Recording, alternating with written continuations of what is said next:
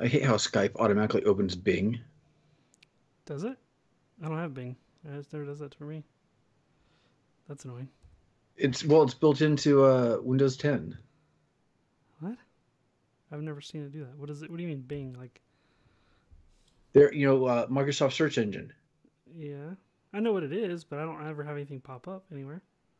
So I clicked on the YouTube link that Donovan posted in the chat, and it automatically opened up. Was it well, Microsoft Edge. Edge or yeah, Edge. Yeah, Edge. That's what I meant.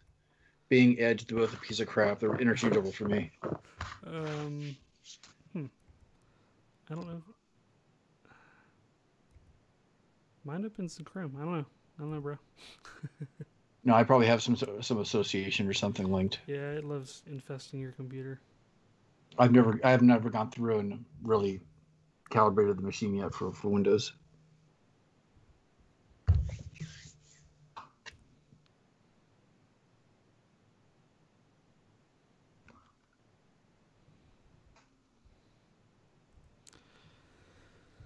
All right, I'm gonna mute my phone.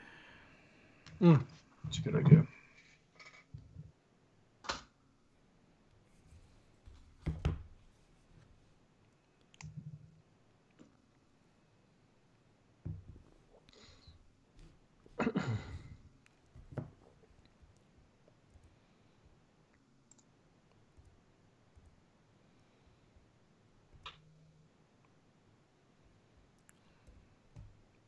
I think this is 202. Is it? 203. 3. Because, yeah, we had one for each month, right? Hey, Nicole and Turi, what's up? Are we on YouTube? We Are we are on on YouTube? Yep, we're on the tubes. They're on your tube and your tube and your tube. Hey, I see us. Hey, Scott. What's up? I know it's been forever, right? Yes, we live. Tinkering rocks. What's up, Sean? Tinkery does rock.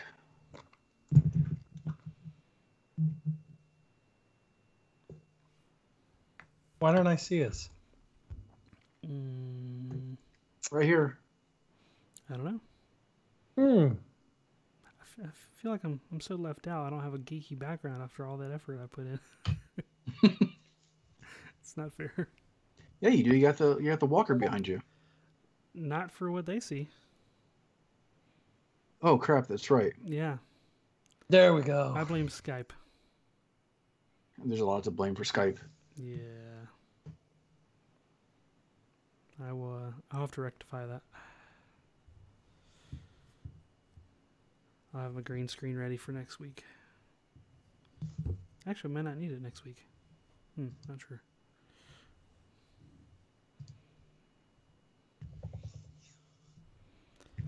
Open.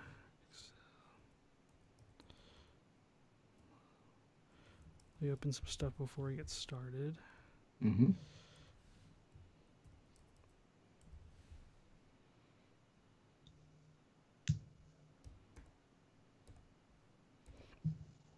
Gotta make sure you remember how to do this. I know, dude. The real test is going to see if I could do the intro first time.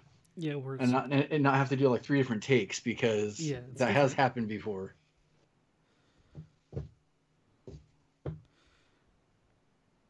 Or I think the first time we recorded, somebody passed a wind or something, and or blowing into the microphone. That never happens. I think they were blowing into the microphone when I was trying to do the intro first time. Jerks. Yep. That's why we fired him.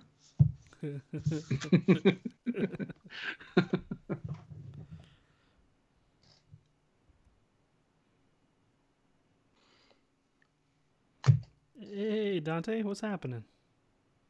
Welcome.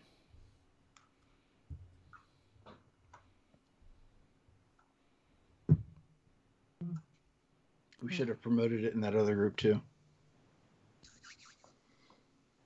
Oh, I should have posted something on Instagram. I am so out of the loop in terms of Instagram and YouTube. We don't even use that anymore. What are you talking about? People have moved on from that stuff, dude. We're using Spliel. You don't use that? Spliel? Yeah. You don't want to post it in Parlor. Don't get you a TikTok to promote. Do some sort of dance in front of the camera for all the kiddos. No, Well, they brought back ICQ. It's like a whole different thing now. IRC. That's never left. I haven't used IRC in like 10 years. IRC. I don't even know what that is. Internet relay chat? Is that right? Yep. I used it. Last time I used it was for when I was hacking my Nerf gun to be used with Twitch. Somehow I had to use that to get something from Twitch. I don't remember exactly, but That's interesting. yeah, it had to do with some of the way I had to capture the text out of the chat window. Apparently, there's an IRC channel that Twitch runs underneath the hood, or maybe simultaneously with your stream when you go live, and so everybody's has one when you go live. Oh, that's interesting. Yeah, and so like I went into there, and then there's like a chat, like an IRC chat to text file feature, and that's what I ended up using. So it's like constantly writing to a text file, and that's the file I was using to like when people would like type commands into the chat, it would scrub that data to look for like commands for up and down and fire and all that stuff. It's funny. I wonder what other new systems are built on old tech like that. Yeah, it's weird. Well, that's a good question. Yeah, we got all kinds of cool people in here. Once Upon a Workbench is here? What? I know. I'm here. Finally. Took so long. There's like YouTube specific emojis now? I didn't know that. Huh. Interesting. That's something we should do. We should come up with our own emojis. That would be sweet. Or gifts or stickers or something. Speaking of stickers, what a good segue. We haven't started this officially yet, have we? Haven't. No, we haven't. Okay, Nope. good. We're still riffing. Yeah, Yep. yeah. We're warming back up. We're a little rusty here. Yeah, this is the pre-show. Like the pre-show. Yep. It's our subscriber only pre-show. Mm-hmm. I'm already trying to think about what I'm geeking out today. I was thinking about maybe talking about this. Oh, you can't see You it. just disappeared. Oh! What is the range on this? It's Batman Batman Returns. versus Batman- Ninja Turtles. yeah, Batman versus the Ninja That's Turtles. amazing. I watched that. Yeah, it's actually a lot better than I thought it was Yeah. gonna be. It's pretty cool. What am I geeking out about? Crap. I'll make some up.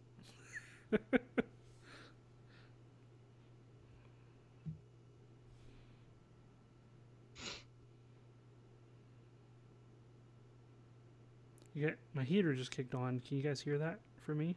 Like additional background noise? I don't think so. Okay, good. So I'm having to relocate into a different room like every time I stream. Seems like I'm in the process of, well, I'll explain it, but So why is it that on YouTube you have like cabinets behind you, and on Skype you have an He already AT&T behind you? You already explained it. Oh, he already did. Where was I? I don't know. So You only talked about it for 20 minutes. You were trying to solve the problem. just for the people at home that are watching to know the effort that I had to go through just so you see my face that's of acceptable resolution. We were having to fight Skype for like 20 minutes because it wants to control how big because I'm like the host of the call, so it makes my view like super tiny. So I have to capture that data to represent it for the stream And because it makes it so small, I'm like blowing up a like 100 by 200 pixel image, and I look like at max headroom or something.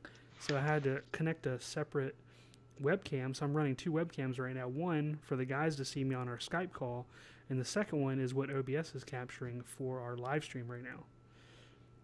And that's why I'm lacking the geeky background, because I'm having to use the non-Skype camera, and OBS, as far as I know, doesn't have a feature that defaults to having like a custom background.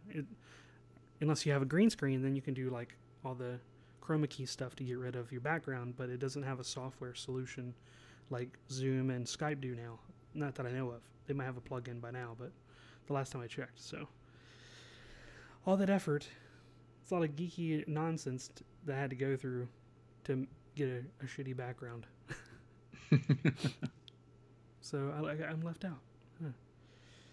A Discord call. That's not a bad idea. I've never used their video option. It's not bad. I had an issue a couple times where I was doing it with George, and it would he would just disconnect, like after like an hour or something. We can try that next time. That's a good idea. I'm up for it. Thanks, Nicole. Yeah, we're so set in our way with the Skype thing, because we used to have software that was specific for recording audio from Skype, but now there are a lot more options than when we first started this. So that's good. Yep. That's a good idea. So we about ready, or? I think so. I'm not sure if you're waiting for anything specific. Nope. Oh, all right. Donovan, you ready? I'm ready. Oh, okay. All right, let's go ahead and give it a shot. We're so rusty. I'm the one doing the intro. All right. What's up, Internet? You are listening to the Making Geeks podcast, a podcast for makers, families, and geeks. This is episode 203 and the first episode of 2021. Happy New Year! Happy New Year! In February. We're off to a good start. This 35 days late. Man, I think now the year can get started. Now that we're back, I think it was just waiting for us. It's a new Chinese New Year, right? We'll just start with that as being the beginning of the new year. There you go. I don't know. It did feel kind of like a long dry spell. Weasel. Yeah, it's the year of the weasel. Say. I wasn't going to comment on that. And keep your weasel to yourself. You're talking about a dry spell? Yeah, sure. Like I said, we're for families now, right?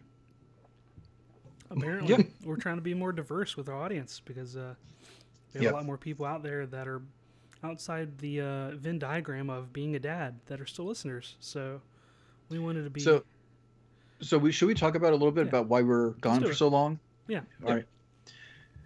So after episode 200, we had talked about wanting to make some changes to the podcast, because we'd been doing pretty much the same thing for almost 4 years now. Over 4 years, yeah. Yeah, over 4 years now, and thought we could use a little bit of a fresh coat of paint on the things that we're doing. So we have plans for changing up the podcast a little bit and doing different things for our episodes instead of just the same talking heads approach that we've done for the last 4 years. So we have a lot of new things we'll be adding. Our episode today is going to be a little bit more traditional in terms of just covering a topic and talking about some geeky stuff. But starting next week, we have some other things planned. And we have a new website that's up and running. We have a merch store, and that'll be getting different things over the course of the next 3 months or so. And so expect some changes, some pretty big changes, but also some things being familiar. Just hoping to have a little bit more fun and change it up and kind of keep it going. Yep, I'm excited about it. I am too. If you out there in listener land enjoyed when Donovan would do the different games that he hasn't really done since he joined the podcast for some weird reason. Thanks a lot. We're leaning into that a little bit more, not specifically just for Donovan to do that, but more of having fun and doing different sorts of activities than just sitting here. Like I said, with talking heads. So we're just changing it up. If you don't like it, write us an email. Tell us why you don't like it. And we'll probably not feature it on the show.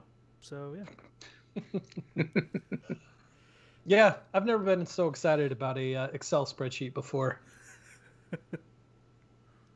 That is to say, all of our plans that we've been making have been on this shared Excel spreadsheet. I guess I have to explain Google the joke. Specifically, but yes. Google Sheet specifically. But I'm excited. We've put a lot of information on that and into that. Yep. It may seem business as usual compared to, our last few episodes, but it's definitely going to change. We're also going to have some new stuff that relies more on the patrons to be participants in different ways that I haven't even seen other podcasts do. So I'm excited about that. So look for more postings on those coming up soon. We don't we don't want to reveal all of our hands at once. I want to keep some stuff close to the chest, but yeah, we've got some cool stuff lined up. Yeah, we've been working on these changes for about 4 months at this point, and we're still figuring a couple things out, but we're excited, and the whole goal is to have fun, and hopefully all of you having fun being along for the ride. So definitely. Yep. A couple of rebranded things too. We have a new theme song that all of you will hear when you download the episode and listen to it on your favorite podcast player. Oh yeah. So, how have you guys been? Work on anything special? This kind of covers our makers portion of the show. Yeah. I'm working on a current video. I'm creating a digital chore tracker. So us parents, we're familiar with those either dry erase boards or sticker charts and things with all the different days of the week. In one axis and all the chores for the other axis, and then different stars representing different things or magnets or what have you. And it ends up being, in my experience, more effort for the parent to keep up with than just the chores themselves. Like, not only do you have to worry about the kids doing the chores, because they typically aren't very reliable as far as like marking their thing off. It ends up being like more for the parent to juggle than just the chore. So I wanted to see if there's a way I could kind of digitize it, bring it into the modern age with so many different microcontrollers out there and different types of sensors and everything, being wirelessly connected to the network sort of thing. So I'm trying to see if I can leverage all that into like a fun little gamification of chores, I guess you could say. And chores isn't necessarily the right word. It's also for just like developing good habits as well.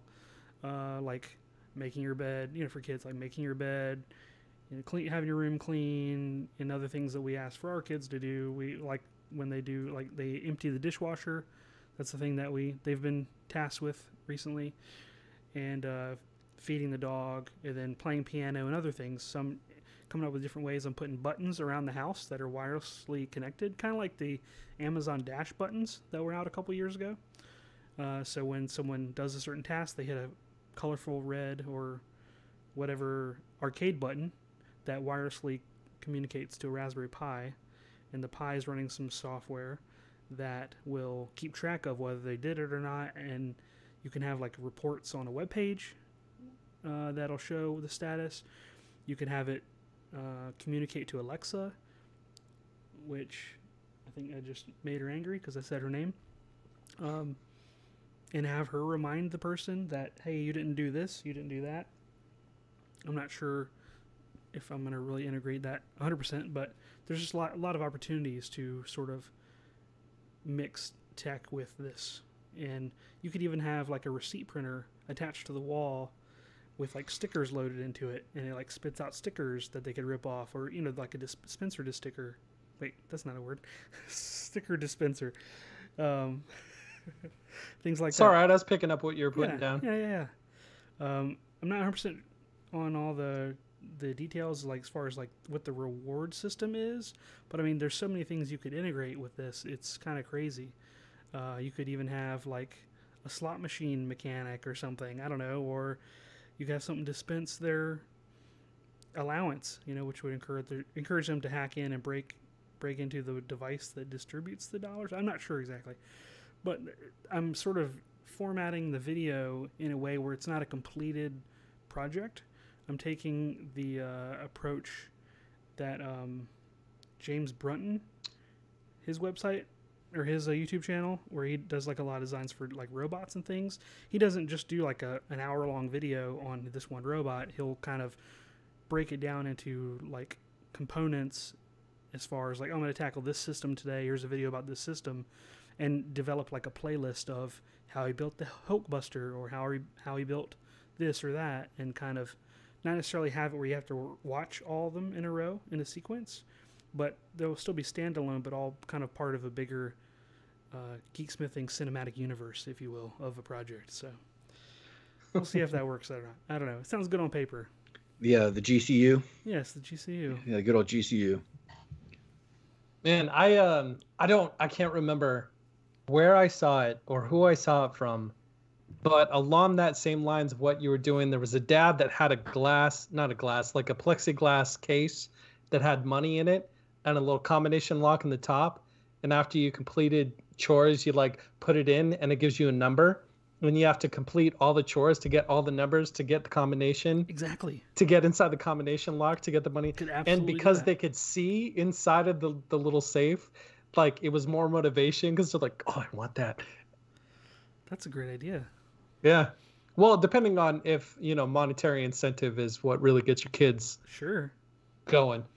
It could be, I could get like one of those, I get like a giant gumball machine, like with the little track that the gumball goes down, or like some sort of, giant mechanism, like a Plinko thing, and just have like a certain coin that it dispenses. Here's your coin for the week, or I don't know what. There's like a million different things you could do with this idea.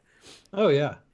Feed it in the machine and watch the little gumball go down so their teeth rot out, as they do their chores properly, or I don't know, reward them with Dogecoin Maker's Portal sets. I don't have that kind of I need some bigger sponsors if I'm going to do that, because that's not a cheap coin now. But yeah, the other idea I had was like to throttle like their internet access as well, like either with a smart outlet that's physically padlocked to a TV, and then I can like have that smart outlet be controlled by the system where it unlocks. I think it'd be fun if you could switch it between dial-up and then DSL and then your Google Fiber. That's funny. Yeah, their internet speed gets throttled accordingly to how many chores they've done. 14.4 until you get all your chores done. Yeah, you just pump that annoying dial-up sound over like the Alexa while they're online. What is that sound?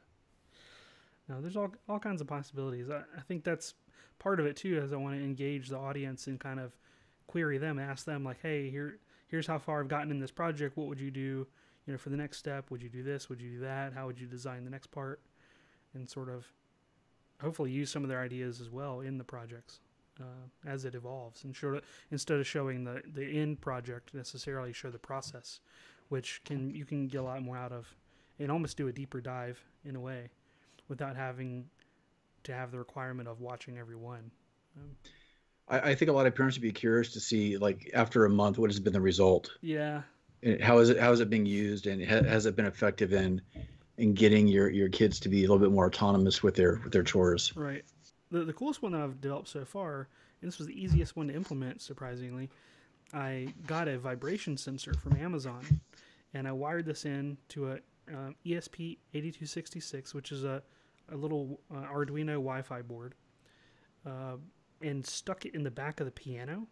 So when she plays notes, it vibrates the thing and registers a signal that it sends. And basically, if it registers so many signals within X amount of time, I know that she played the piano and did her piano practice for 20, 30 minutes or whatever the threshold is that is set in the program.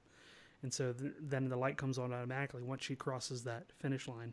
So that's kind of cool. And that does work, which I was quite happy with. Yeah, That really goes heavy into the geek part of geeksmithing. Oh, dude, yeah, absolutely. Oh my gosh. And I was like trying to stomp on the floor and like hit on the wall and other things around it to see if I could like trigger it without actually playing the piano, and it completely worked. Now, if you play like as soft as you can, it won't trigger, but if you play at a normal volume, it'll almost like 98% of the time it worked, which was pretty sweet. And I think it made Samantha kind of mad because she knew she wasn't going to be able to get off, saying like, "Oh, I practiced for like 30 minutes," and there's no one around to listen to her, if I'm working in the basement or what have you. So, oh yeah, it's on. Well, just watching she's old enough to create a device to automatically hit a key. No. Yeah. Exactly. Or she'll get like a vibration generating device, we should say, to have it falsify the readings or something like that. I have a love-hate relationship with every time you talk about the projects that you're working on, because I love hearing about how cool they are, but I hate how inept I feel every time you talk about the stuff you're working on, because I'm like, man, that was way over my head. You just got to jump in somewhere. You do. I do. Well, the thing is, like, one of the things I'm working on is a chore chart for my kids, but it is so not like everything that you just talked about. I'm just like, oh, man. Now I need to try and make it better so it's cooler to try and keep up with Wes because of how awesome his stuff is. Thanks for the inspiration. I hate you. You're welcome, Jerk. Besides an analog, boring chore chart, are you working on anything else, Donovan? Yeah, I'm finishing up my mini maker movie theater, or mini Muppet movie theater. I don't know why I said maker. Mini Muppet movie theater. Because if you've been watching my story, I really haven't posted on Instagram a lot in the past month, and I feel super bad about it. But if you have seen what I have posted, I am making a mini movie theater that you can slide your phone into and watch movies on, because I miss going to the movie theaters with my friends and watching movies. So I'm like, if I can't do it in real life, I at least want to fake it. And so I'm working with Aaron again from SketchUp, and we are recreating the Muppet Theater in miniature form that you can slide your phone into. And in the seats, I want to put all of my friends. And so I put the call out for people to send me an upper body shot of themselves that I'm going to rasterize and cut out and put in each one of the seats. So I can have a movie theater full of my friends in each one of the seats, put a cell phone in there, and we could all watch a movie together. It's amazing. Faking it because I can't do it in real life. What was the name of the two old guys you used to kind of like heckle? Statler and Waldorf. Are you going to have pictures of them up in the balcony on the sides? Yep, on the There right you side. go. And then on the left, this is, I cannot for the life of me remember. Statler and Waldorf was on the right, and on the left was the Chickens? Gonzo. Who was on the left? Anybody out there that's listening that knows Muppets better than me? I'm sad I that feel I like don't know that. I should know it. You should know that. I know. Okay, in the Muppet Theater, Yeah. if you're looking at the stage, there's Statler and Waldorf up on the right, always heckling, doing it, and on the left in the, what do they call it? The box. Penguins? Was it the Penguins? The Chickens? It was something or somebody. I can't remember who it is, but I haven't decided who to put there yet until I find out who should be there. But everything else Sweetums. Sweetums? Was it Sweetums? Wasn't Sweetums a Warner Brothers character? No. Yes. Yes, actually, but it's a different character. Oh, Yeah. okay. He's like the big furry dude that looks Yeah. like he does, like most doesn't belong with the Muppets. Sweetums. He's like a Oh. oaf kind Hey of. guys. Yeah. Some of the Muppets are so random that I don't know how half of them got in there. They just seem like they don't fit in the universe. They're just like out there, which sometimes is awesome, but sometimes I still am like, what? Yeah. So that's that in the chore chart, and I'm also coming up with a labeling system for our pantry, with characters there's an old NES game called Panic Restaurant, which I frustratingly loved to death when I was a kid. And I'm taking characters from that game, incorporating them into little labels to put on our pantry shelves, with a little blackboard insert that you can remove, and write, what's on a particular shelf, because our pantry is so unorganized. it's one of those things where I want to make something to make a video out of, to improve my house a little bit, which we sometimes do as makers and parents and geeks. What is the temporary deadline for your thing? Are you trying to synchronize it now that you know that Muppet Show is coming out on Disney Plus in a couple weeks? I wanted to have it out today to have links and pump out our return of the podcast. But now that I've missed that deadline, I don't quite have one yet. When does it come out on Disney 18th. Plus? On the 18th? I think so. Okay. Ish, something like that. The first 3 or 5 seasons, I think they said. Okay. I might do a video before that, but that would be a good release date to incorporate, the release of the Muppet Show. I'm excited to watch it. Yeah, me too. So I just put out a video about a week ago about a process of engraving tiles, and had a lot of fun doing that. And in fact, I've been doing almost like an engraving or two every day for the last 2 weeks, trying to refine the process and just, I don't know, having fun with it. And I'm also finally drawing up my plans for it's a custom chess set, but it's not a typical chess game. It's called All Queens Chess. It's a very kind of reduced version of chess, and it's really kind of a game of Connect Four, but using queens from chess. And I had the plans to make my own custom version of it for probably at least 6 months now, but I finally came up with a design that I like that I'm going to be going forward with. So I'll be building that over the next week, and that's pretty much what I've been working on.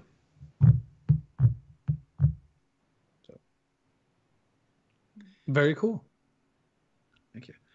So today, getting back into our geeky form, we thought we'd do a little bit of a spoiler cast for a couple things that have been out. And, there's not a whole lot to choose from at the moment. So I guess it kind of makes sense to talk about these things that are highlighted most, which is Mandalorian and WandaVision. So if you have not seen either one of those, especially the end of The Mandalorian, might want to shield your ears a little bit.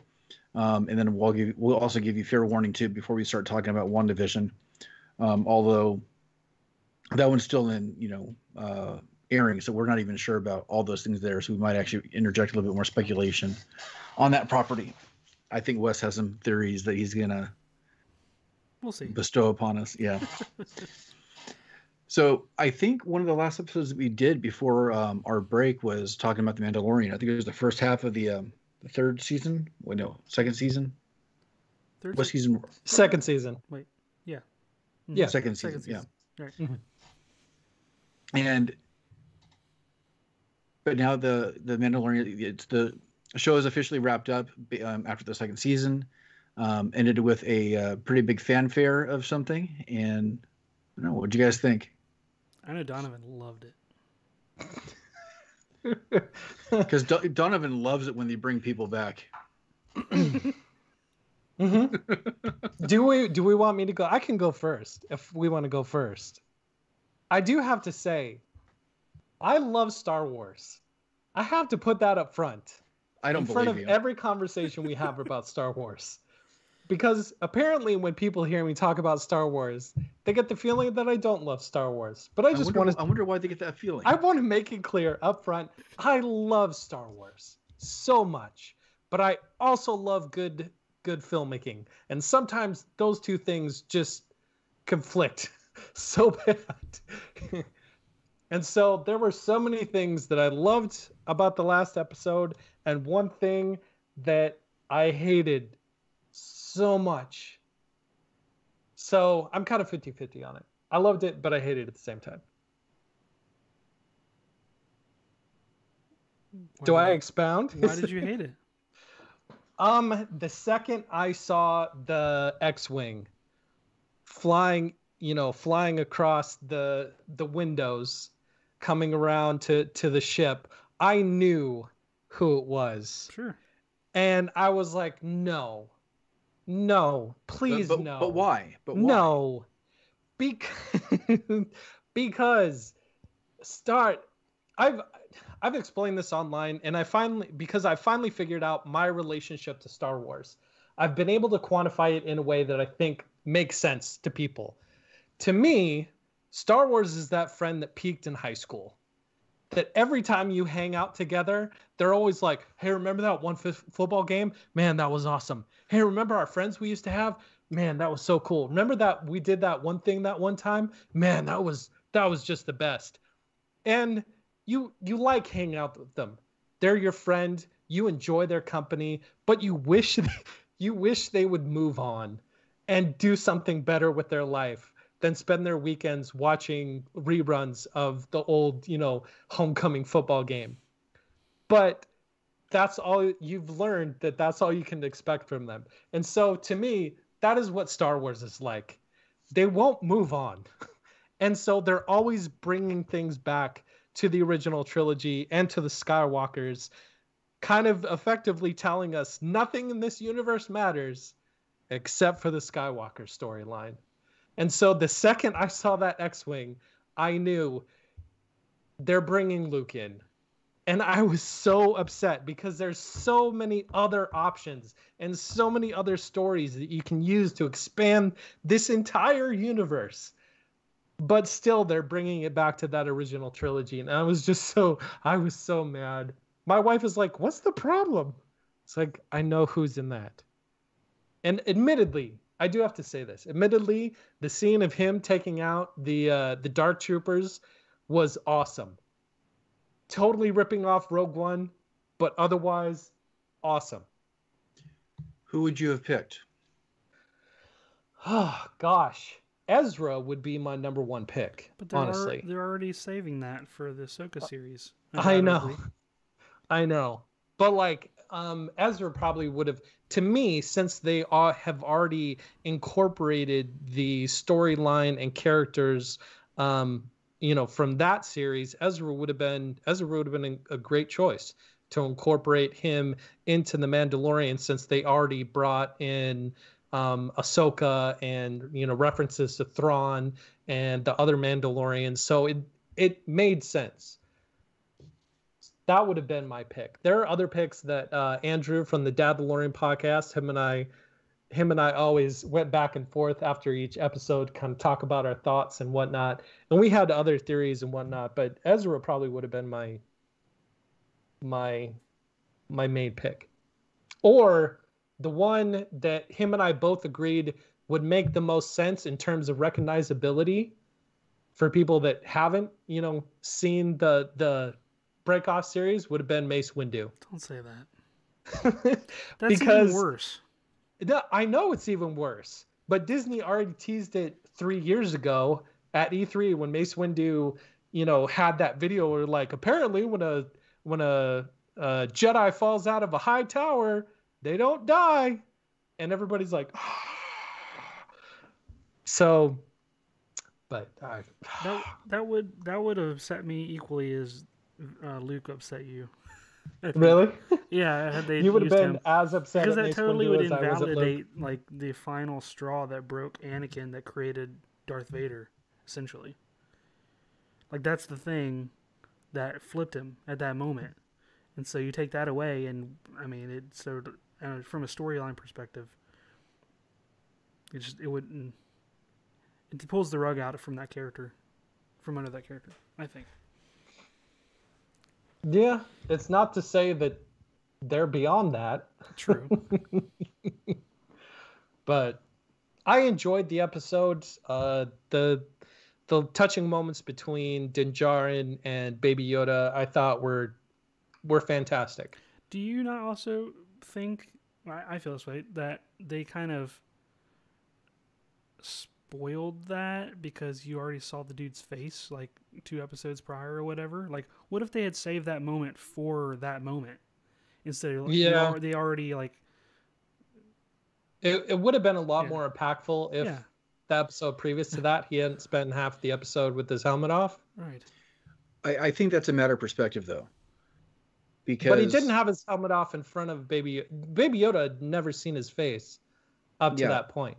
That's the point I was going to make. I think it has to do with perspective, because we had already seen his face in the first season, where he shows it to the robot.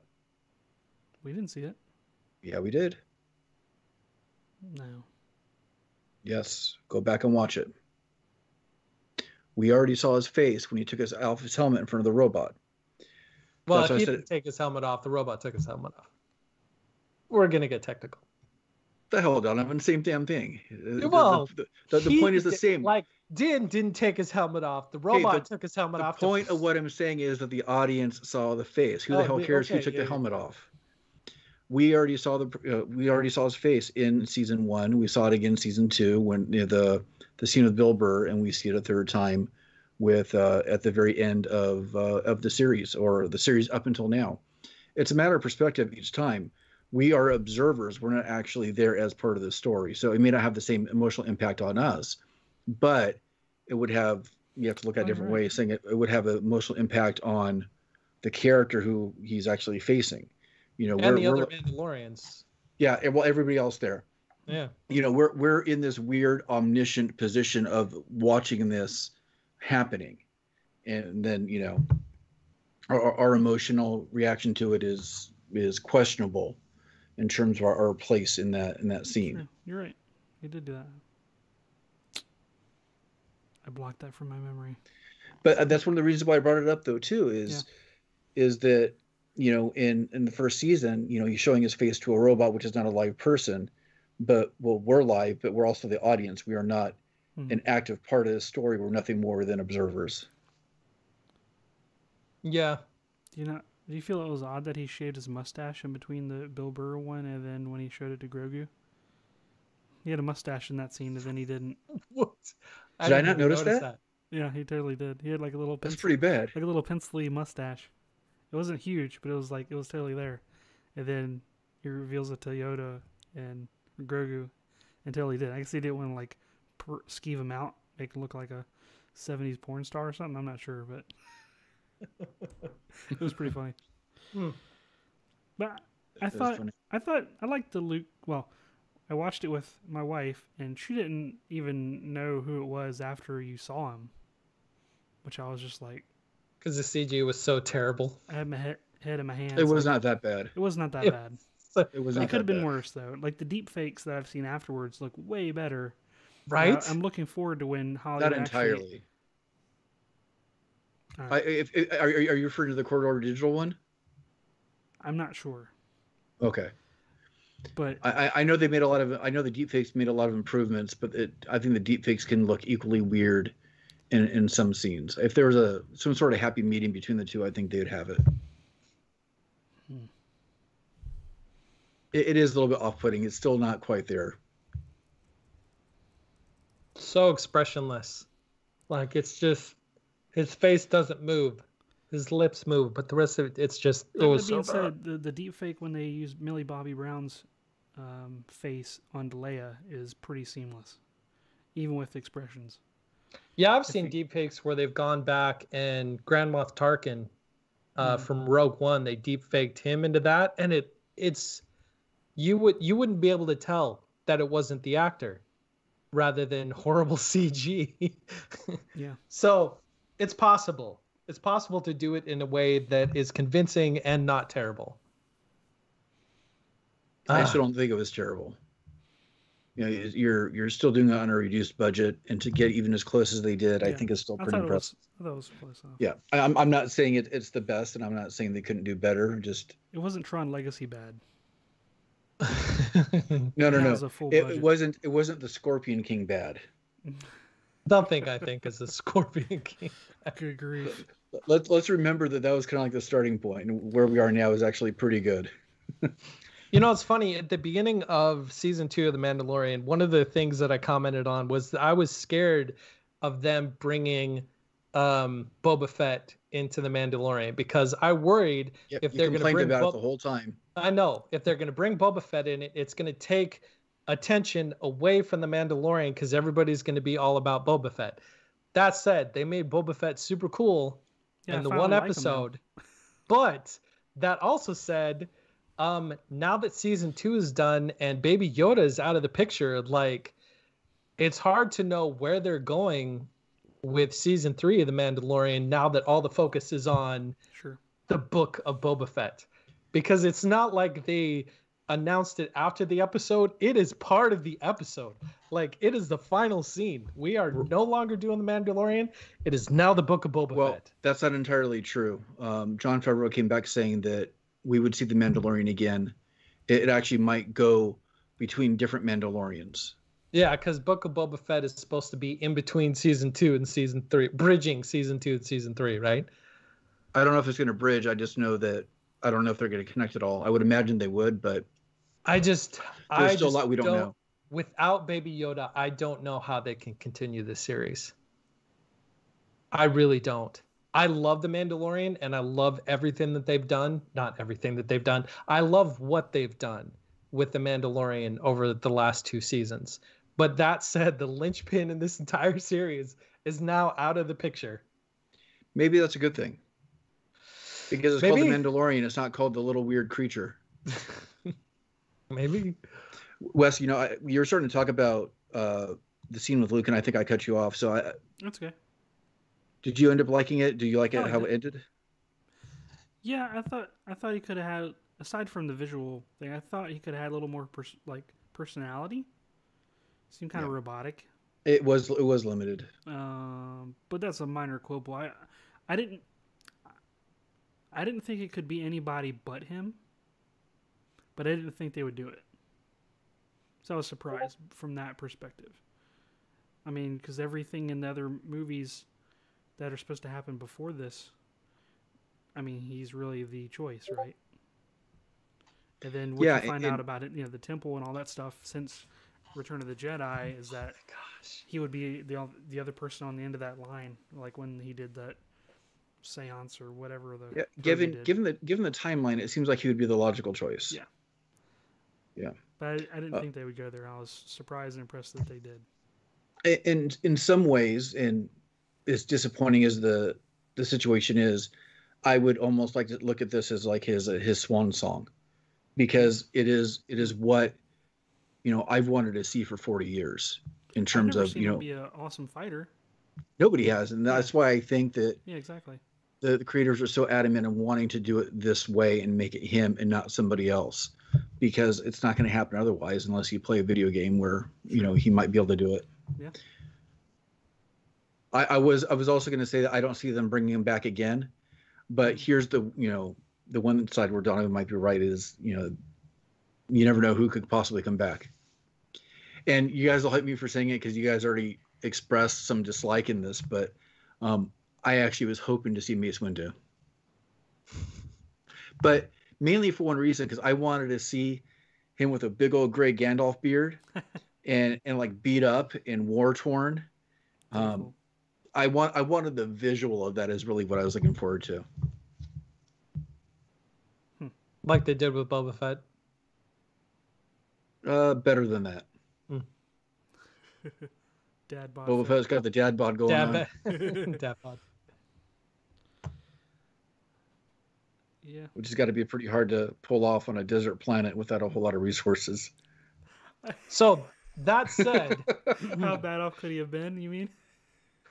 He must have been eating Sarlacc for 30 years.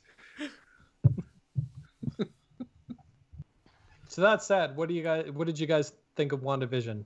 Or what do you think of WandaVision so far? Because we're only 3 episodes in. 4 episodes. All right. So let's go ahead and make that transition then. And if for anybody listening out there has not seen WandaVision yet or has not quite gotten to episode 4 now, yep.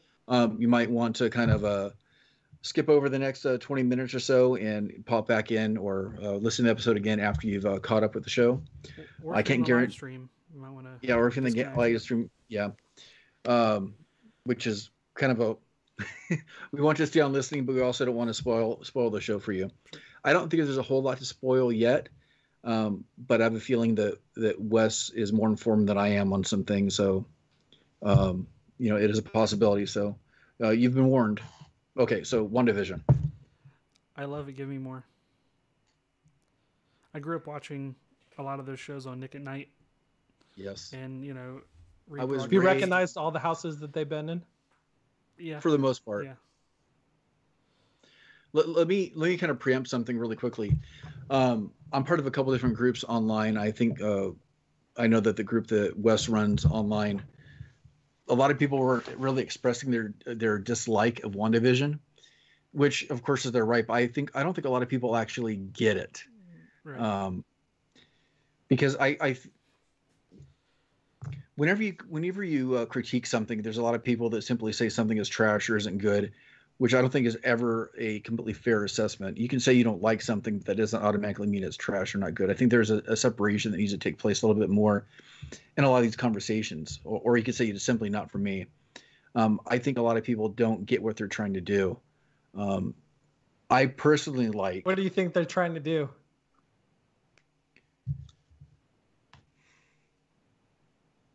They're changing things up and they're changing the formula.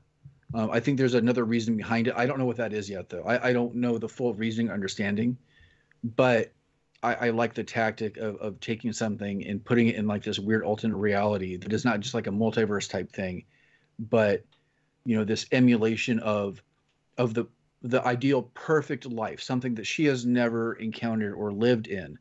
And how much more perfect can you ever get Sure. than this emulation of TV in the 1950s and 60s? And Wes, you already said that you grew up watching a lot of that stuff. So did I. And I know that we both had very interesting and in some cases not ideal childhoods. Mm-hmm. And I grew up watching the picture perfect family on the TV that I was never part of. Yep. And it was a very, very interesting experience. So I kind of imagine that Wanda is doing that same thing. She's creating her perfect environment because her life has been hell. Yep. That's the only exposure to a perfect life she had was in Sokovia, watching these crappy reruns. That's all she could get. Yep. What do you think? I so far I love it. What do you think, Donovan? You like it? I am enjoying it. I do have to say that. I've been trying not to be too critical of it because I'm learning my lessons from the Star Wars universe and trying not to be too critical of it. But it's funny because I think they're trying to do to the MCU with WandaVision what they did to Star Wars with The Mandalorian, where they're mixing it up, like you said, Sean, and bringing new elements into already established universe. But since Mandalorian has become this jumping board off for how many new series? Ahsoka's getting her own series. Boba Fett's getting his own series. Like there's 8 spin-offs that are now coming off of Star Wars, off of The Mandalorian. I think we can expect that for the MCU, that everything that's going to happen inside this little bubble and WandaVision is going to be the precursor to 8 more spin-offs in the MCU. So whatever they do inside this world is going to introduce character, which are then going to get their own spin-offs, and that's what I think they do. Your tone is suggesting that that's a bad thing, though. Yeah. It's subjective. I wouldn't necessarily say like the spin-offs per se, but for other movies that are already planned, it could be the story elements that are kicking off a bunch of stuff. I mean, especially since the next Doctor Strange movie is the next MCU thing to come out after WandaVision finishes. That was supposed to come out before this, though. So anything in the story... Have they switched so Black Widow is now coming after Doctor Strange, or is it still... Actually, I think Black Widow got confirmed to be being released to Disney Plus in the next 2 months or so. Or something like that, I think. You're talking about spin-offs and stuff like that. I prefer to look at it metaphorically, and I don't know this just so I can better accept what's going on with these different franchises, but I think metaphorically that all these things that are being added in helps to make the universe feel a little bit more connected. So even though And now that Disney owned Fox, it could be even more connected because the X-Men can now be in the MCU. And what better way to bring in the X-Men? Oh, they're totally going to bring in Quicksilver from the other franchise. I think that's going to be something they're going to do. The Quicksilver from the Fox universe. Do you think they're going to reuse the same characters? I thought they were going to possibly just go their own route. And I'm pretty sure I saw something about Evan Peters being spotted on set like a year ago or something when they were filming it. I'm not 100% sure, but it wouldn't surprise me. Because in the comics, that was the thing where she said no more mutants, right? Like some of the series that they're kind of loosely basing this TV show off of, she said that and eradicated mutants. Yeah. So yeah, because Wanda wipes out most mutants on the planet. So I think they might do the inverse of that, since that's what all the comic book nerds are expecting. She's gonna be the mama of them. Yeah, I just oh my gosh. Right? Yeah, I totally forgot about that. Then she has 2 kids. She has 2 kids, right? And one is like pseudo Quicksilver. Yep. I can't remember his name. It's not Quicksilver, but he's fast. Tommy, right? Tommy and Billy. Right? And Billy. And the other one was like a boy version of Wanda. Yeah. Whose name I can't remember. Oh my gosh, I totally forgot about that. Now, so something they haven't said explicitly, but you could kind of infer it, especially because of something happened in the last episode, is that this series has taken place. Actually, no, they did kind of confirm it, right? It's post snap. Oh yeah, absolutely. Yeah, because which snap? Second snap. Second snap. Yeah. Okay. Yeah, because before that, I wasn't entirely sure, but I think they've kind of solidified it now, so we kind of know when we are. Relatively. Yep. But there's a couple things we still don't know. We don't know the why entirely. Any theories about what's actually going on or where this is going to lead? Because I have no idea. I'm not well versed in the Marvel universe at all. I've never really read the comics. I mean, you already no idea. You already brought it up that this is her creating her own reality. Right. Yeah, but that's just kind of the tragic loss of Vision. Yeah, but I mean I think that's pretty obvious at this point.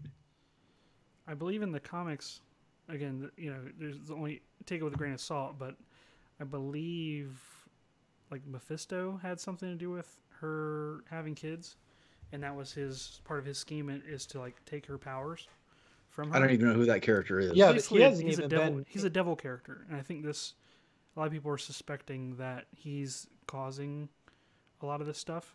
Because and also the next door neighbor, Agnes. She's like, "Hey kids," and she busts in. Hey, that neighbor. She I believe is Agatha Harkness, which is a character that is also in those comics. That's a witch basically, and so the other things that point to that are when they showed in the trailer so far of them trick or treating. With their children, she's dressed up in a witch costume, and Agnes is Agatha Harkness, like the beginning and end of that smushed together. Agatha Harkness, Agnes. So like her character name in the show is Agnes.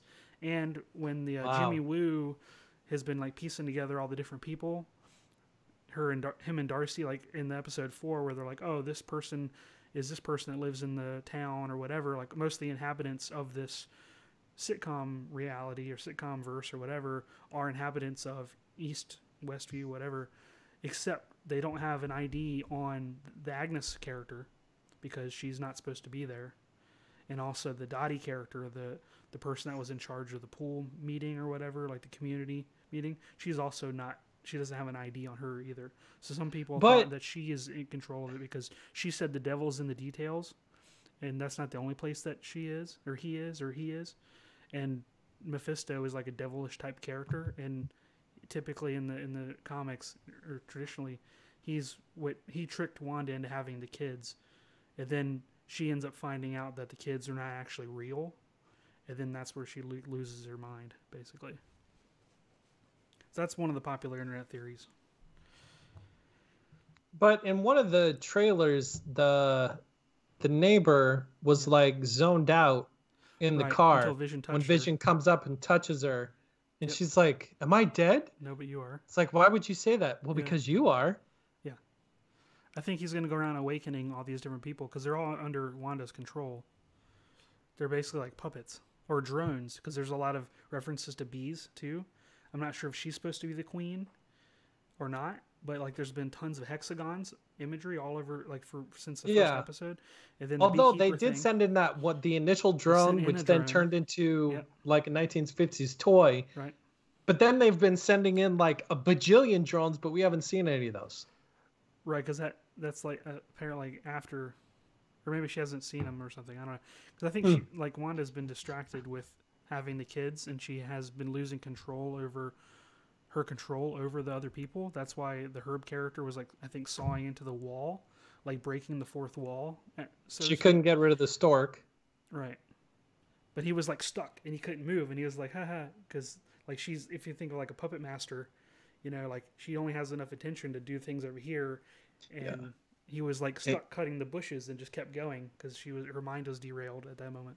And if I remember correctly, we haven't been seeing outside of the town in real time in comparison to what's going on in the town. I think there was a little bit of a mismatch in terms of the correlation of the times. Yeah. Episode 4, yeah, they've been like jumping around. Yeah. I do like what they were like when they showed. What's her name? Monica Rambeau. Like how she like reappeared in like all the chaos and stuff. That was that was a neat kind of. It almost reminded me of like Walking Dead or something. Like when if you guys have watched that series, the main character wakes up in a hospital in the middle of this zombie like pandemic. And so like the entire hospital is like crazy and overrun and stuff's happening. That's what it reminded me of. Like, she just like wakes up in the middle of all this chaos. And it was a nice contrast to like the Spider-Man. Was it Far From Home? Where the people, the kids reappear in the gym. Also and, they pop up, yeah. It was kind of, instead of a jokey way to interpret it, it was sort of more of a serious, like Marvel way of interpreting like all these people coming back and stuff. And I thought it was cool. But I need to mention that I showed it to my 10-year-old daughter and my 6-year-old son. They've been watching the series. Like we would watch the episode and then go back and watch it with them later on. And so I showed them the episode. And as we got through that opening sequence with post-snap stuff, with everyone rematerializing and they do the credits, the opening credits or whatever. And I stop it, and I'm like, Samantha, do you know what's going on? She's like, I don't really know what's going on. I was like, Grant, do you know what's going on? Well, when Thanos snapped, everyone disappeared, and so then Hulk snapped, and he was like completely 100% like on the money, knew exactly what was happening. I was just like, yeah. It's like, well, Hulk snapped, it made everybody reappear, and this is right after he did that. I'm like, yep, you're exactly right. So it's a proud dad moment there. But I'm excited seeing where it's going to go. Yep. And then next month we've got a new series coming out too, so we could kind of keep this Marvel train rolling. We do. And I looked up while we're discussing this, and according to the interwebs, the Doctor Strange movie comes out in March, and the Black Widow comes out in May. I didn't realize that the Doctor Strange movie was coming out that quick. I didn't even know they were done filming. Interesting. So wow. I think the events of Black Widow was supposed to be the jumping point off of phase 3? So Black Widow must not be as connected. Yeah. I think or they're changing it. I mean, what if Doctor Strange shows up at the end of this series? Because Wanda loses her mind and she ends up being a villain for his movie. I think that'd be cool. We haven't Dark seen Phoenix. Yeah, exactly. Basically. I mean, once she finds out either that Vision's dead for real, or her kids are not real, or anything like that, like she's gonna like really go off the deep end. She already knows Vision's dead. She does, but she's not letting herself believe it. She's in denial still. Yeah. Like when they did that cut back to him with his like face smashed in, that was pretty crazy. I think that was a pretty revealing moment too, for the audience to understand what was really going on. It answered a looming question in that one quick second. Yeah. Did she capture his body and is she doing like a weekend with Bernie's with him? Like puppeting him around? Or, you know? Oh, that's horrific. That is a Well, horrific he thought. has his personality. He seems to be independent of her. Yeah, he does seem to be independent of her because he is suspicious that something is going on. Do you think it's from like the link with the stone that they have between each other? You know, there were several points where in the other series too where they were like they had more of a connection than a physical connection. You know what I mean? Like through that stone's powers, and so maybe part of his consciousness is in her mind or something. I don't know. Because Jarvis is still in there, regardless of whether he's powered by the stone, correct? I don't know about that. He looked pretty powered down. We went back and watched that sequence because my daughter's also like, why is he black and white or gray or whatever? I'm like, okay. And I'm like, Grant, why is he gray? And he's like, well, when Thanos took it, he completely went into it. So we watched that sequence of Infinity War to refresh my daughter's memory. And I don't know. I think he's pretty dead. I don't know. Unless Shuri reanimates him somehow, because she's like the next Tony Stark equivalent in the universe now, right? Seems that way. So aside from Marvel and Star Wars news, anything else you guys are geeking out about?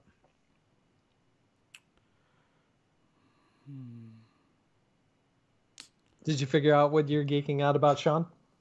I'm just going to go ahead and bring up what I talked about before, since I have it right here. I came across an animated film. DC has, aside from their movies, they've actually had a really good run of really good animated movies they've done. And I came across Batman versus the Ninja Turtles. And I've watched it. It's a lot of fun. I'm actually really impressed by it. And so much so that I even bought it. So if anybody's interested in either one of those properties, that kind of crossover, I thought was really cool. And I don't know, give it a shot. It was a fun watch. I'm geeking out about a piece of technology. It's I got a deep tissue massager. It doesn't look right. Bob and Brad, but it's one of these things that you put different like heads on, and you could like really get in there and break up the muscle tissue. You're making things sound worse. I know. I mean, who is Bob and who is Brad? Yeah. What are they doing on a massage? On your back. But oh my gosh, there are certain things that I've noticed in life that once I have this moment of, why didn't I get this sooner? Because it just changes everything. Like I remember that when I first got an electric toothbrush, I'm like, why did it take me so long to get an electric toothbrush? This thing is amazing. Or like a cell phone or just stuff like that. This is another one of those things. I'm usually like sore all the time because my wife and I try to work out every day, and just with my job and everything that I do around the house and with the kids, I'm usually sore all the time. This thing has been fantastic. I love it, regardless of the pseudo implications of how it looks and everything and talking about it, whatever. It is amazing. I am geeking out about it regardless. Let's see, myself. I'm still geeking out about being back home. For those that are following me on Instagram, I've only been back home a month. Was it mid-October? I went to Wyoming with my family for 3 months. We rented a house. There had a fantastic time, like doing all the winter sportsy stuff with the kids while staying as COVID conscious as possible. We had a great time, but we did miss being at home, all the things we take for granted here. And so I'm still geeking out about being back. Although I have a lot of work to do in my workshop to get it back to usable status. So I kind of tore it apart getting things to take with me to Wyoming. So it's not quite usable at the moment. So I need to fix that. But yeah, I'm just excited to be back. Not as exciting of a geek out, but that's what I got. And I'm also geeking out about where the podcast is going. I'm looking forward to what we're going to do. Yep, that's a good one. All right, so this is the point in the show where I like to remind everybody that we do have a website that has been revamped a little bit and hopefully a little bit more streamlined to make it more usable for anybody that is looking to find the show online, and that is at makinggeeks.com. And on that same website, you can get a hold of us directly through our contact page, and you can go ahead and send us any suggestions or questions you have for us about the show right there on makinggeeks.com. We didn't talk about this. Are we still doing our same outro? Yeah, I guess. Let's do it. Okay. We are right. now. We're going classic. Old outro. Here we go. Each of us are active on social media, some more than others. Looking at myself.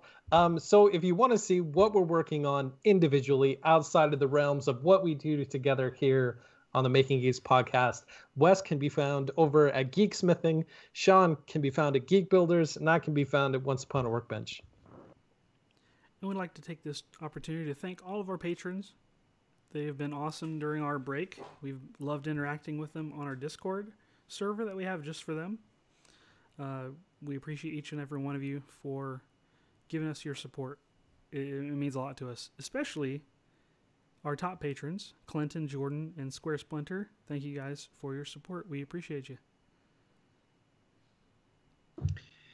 And for those of you listening, thank you for joining us in the live stream. It's always fun having those direct interaction during the show and that little bit of a extra, I don't know if we can call it extra spice while we're talking and doing the show. Oh yeah. Yep. And you could go ahead and find new episodes of the show every Saturday on your favorite podcast player of choice. So until then, until next time, have a fantastic week. See you guys. Glad to be back. Take care. Yep. Ciao.